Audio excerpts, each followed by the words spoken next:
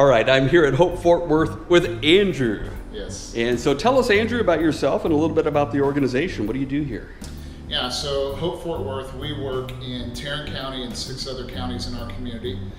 We work with the foster care system, specifically on behalf of the kids, about 1,300 kids that are in foster care, to help them find good, stable, loving families. And the primary way that we do that is we work with the churches in our 7-county region to help recruit and support foster and adoptive families. And so we're out in the community on a daily basis, working with the churches, working with the foster care system, and just trying to help those kids find families in the homes of our churches. Now I see you've got some pictures over here at the table. Tell us about some of the people that you've served here. Yeah, so we've got Andrew and Bobby and Katie and Drake, and these are all kids that have been in foster care for a number of years. Most of these kids were waiting to be adopted. So that means that they've been in foster care for a number of years. Their parents' rights have been terminated. Most of these kids that are on the wait list, about 340 in our community, are older kids, special needs kids, or sibling groups. And the likelihood of them getting adopted, unless we intervene, is very low. And so we've started a program called Hope Now, where we shoot videos of these kids, and then we show those videos at a church. We ask the church to pray for that child, to advocate for the child by sharing their story on social media, and if they're adoption minded, to adopt them. So one of the recent videos we showed was Katie here. Katie is 17 years old.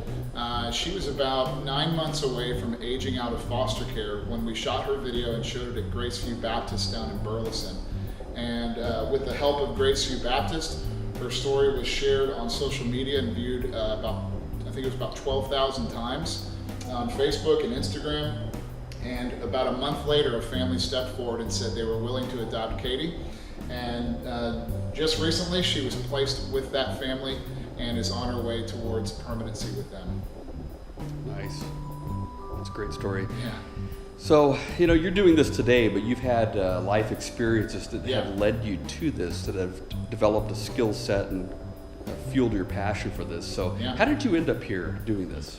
Well, about 7 or 8 years ago, the church that I was serving at, High Ridge Church down in Benbrook, is on staff there as a pastor.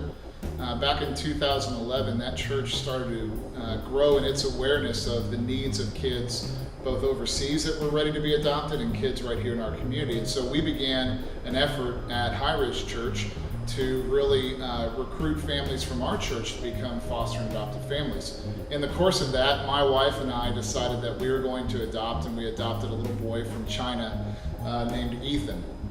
And what was very surprising to us as we were going through the adoption process, we began to learn more and more about what is going on with these kids and what their needs are, and we started to follow some different orphan care leaders throughout the United States. And God really put a burden on our hearts for the kids in foster care here in Fort Worth. And so as our church ministry grew, we had a burden to help other churches do the same thing. And so I went to our lead team there at the church, my pastor Jeff Klingenberg, and the other elders, and said, hey, I believe that God wants Angela and I to spend the rest of our days out advocating for these kids and helping churches to do what we've done here at High Ridge. And so in the middle of that, about 3 years ago, Hope Fort Worth was founded, and we set out to be salt and light here in this community, to really work with the churches to help them bring these kids into their care.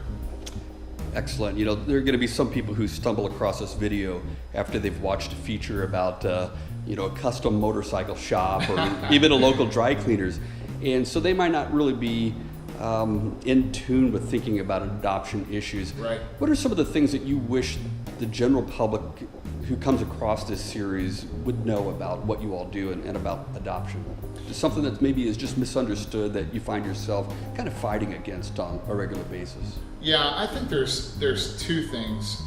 One is that a lot of people think that adoption is only for couples that are experiencing infertility, and that it has primarily to do with kids that are overseas or infants. And the reality is we have 340 kids just like these guys right here in our community that need families.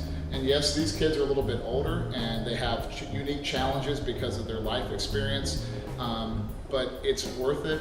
It's hard, but it's worth it. There's lots of things in our world that are hard to do, but they're worth it when we persevere and stick to it. And so I think that's one of the main ones. I think the other thing is that I don't know if our community realizes the impact that happens to a child when they age out of foster care without being adopted. There's a saying, it's much cheaper to intervene than it is to rehabilitate. And the reality is that when kids are not adopted, those are the kids that are most likely to end up trafficked, homeless, or in prison. And then the cost even to the community, just on a financial basis, is astronomical to help those young adults and adults when they don't have a family. And so our mission is to help these kids to find a forever family prior to the point where they age out of foster care so that they can be productive members of society. So our website is www.hopefw.org. Hopefw.org, that's a great place to find information about us. But also you can go to our Facebook page. You can search for us on Instagram. We're very active, especially on Facebook. And we have lots of events coming up in our community. We have Mud Bugs and Music Festival coming up at Raw & Sons in a couple weeks, and a Top Golf tournament, and just a big concert that we do in the fall with Josh Weathers called Here and There. So lots of opportunities to get involved, both by considering becoming a foster and adopted parent, serving at one of our events, volunteering with us, or attending one of our fundraisers and supporting the work that we do here in the community. Very good. All right. Well, thank you so much for sharing. Appreciate it. Thank you. Bye.